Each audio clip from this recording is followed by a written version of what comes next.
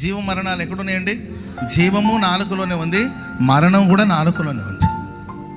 కనుక మాట్లాడే విషయంలో చాలా జాగ్రత్తగా ఉండాలి. నేను ఎప్పుడు చెప్తుంటాను, ఎప్పుడు ఆశీర్వచనాలే పలకండి. Praise the lord.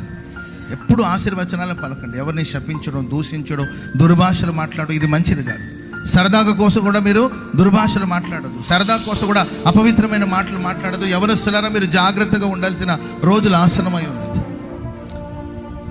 మలినమైన లోకం, అపవిత్రమైన లోకం, అపవిత్రమైన కార్యకలాపాలు కొనసాగిస్తున్న లోకం, ఎక్కడ చూసినా అపవిత్రమైన వట్టి మాటలు, అపవిత్రమైన ముసలమ్మ ముచ్చట్ల వైపు మనుషులు తిరుగుతున్నారు.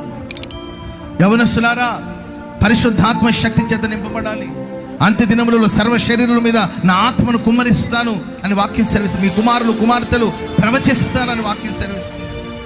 మన నోట ప్రవచనాత్మకమైన మాటలు ఉండాలి. మన నోట దేవుని మాటలు ఉండాలి. ఎప్పుడు దేవుని వాక్యాన్ని మాట్లాడాలి.